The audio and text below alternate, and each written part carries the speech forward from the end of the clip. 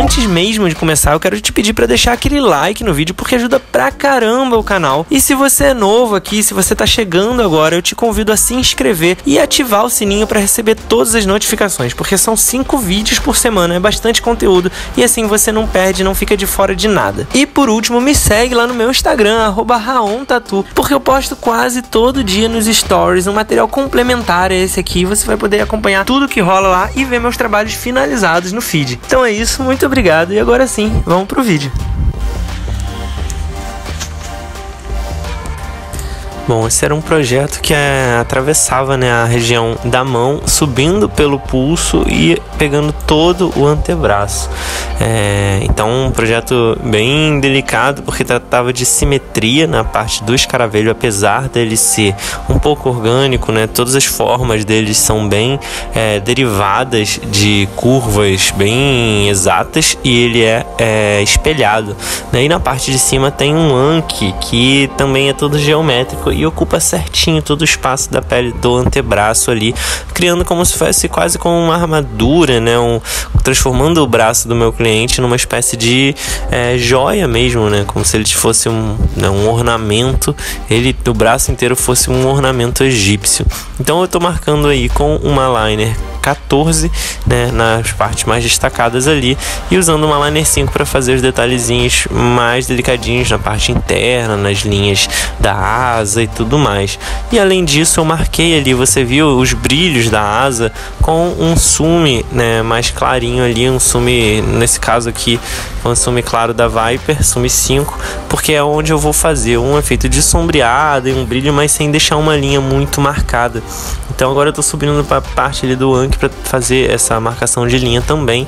E nesse desenho eu fiz um detalhe específico, né, que é a separação de figura e fundo com a linha marcada para gerar um outline bem espesso entre os dois ali. Então você vê que entre o anque e esses retângulos que fazem o fundo dele tem um espaço de linha, e eu assumi propositalmente a marcação dessa área porque vai ser como se fosse um bloco de cor, como se fosse uma joia ornamentada, encaixada ali numa espécie de azulejo ou alguma coisa nessa pegada assim.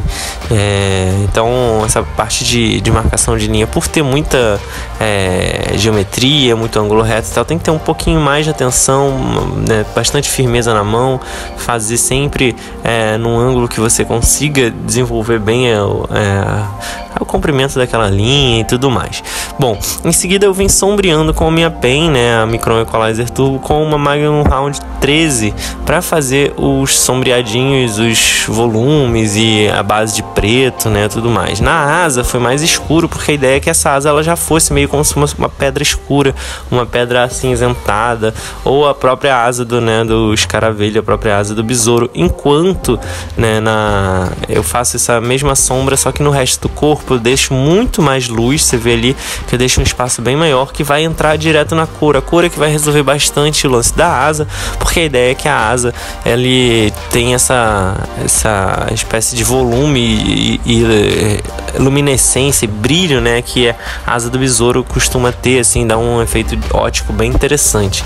Ali no anque eu também posicionei as sombras de forma a enfatizar os volumes e a geometria dele só nos cantos que eram mais protuberantes ali, mas já dá uma ideia volumétrica, né? Bem interessante. Você vê que ali atrás do olho eu caprichei um pouco mais no sombreado para destacar o olho, né, de Horus da primeira parte, e aí sim eu começo a jogar as cores. No fundo eu comecei com um verde turquesa, com um verde esmeralda escuro, né, porque ele já dá a ideia desse tom da pedra que eu quero fazer. A ideia era uma pedra verde puxada para o azulado, né, como se fossem essas pedras turquesas, essas pedras enfeitadas assim. Então do verde, na verdade, depois eu vou fazer um degradê para alguns outros tons mais abertos, inclusive, né, um tom mais quente. Então enquanto a sombra do verde eu fiz um verde mais puxado para o azulado, mais escuro, mais, né, bem pedra assim.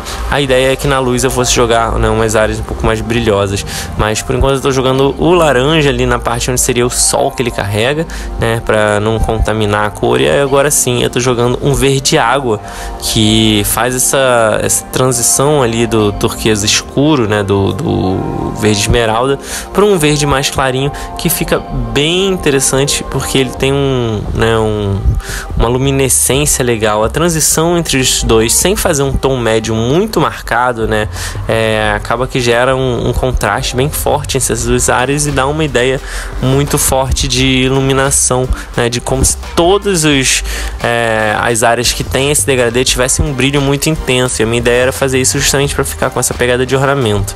E aí, né, aplicando os laranjas, eu crio uma relação de contraste entre quentes e frios.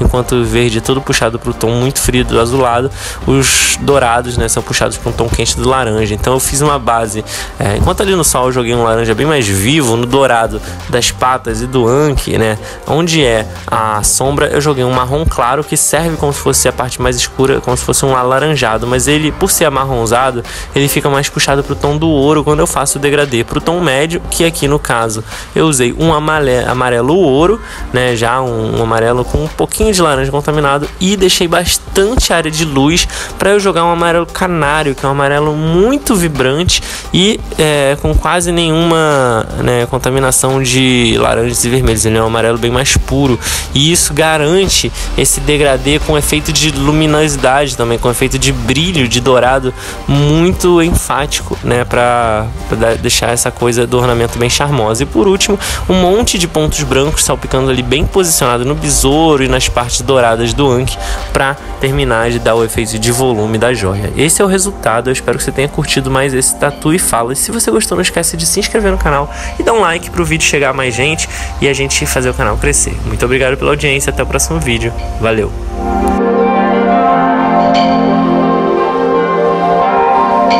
Se você gostou desse vídeo e quer ver outros como esse, se inscreve aqui no canal. É só clicar nesse logo redondo que tá aí na tela, dá um like no vídeo que é muito importante, compartilha com outras pessoas que você acha que também vão gostar, comenta aqui embaixo pra gente poder trocar ideia e por último, dá uma olhada nesses 2 vídeos sugeridos aqui na tela, pode ser que você também goste.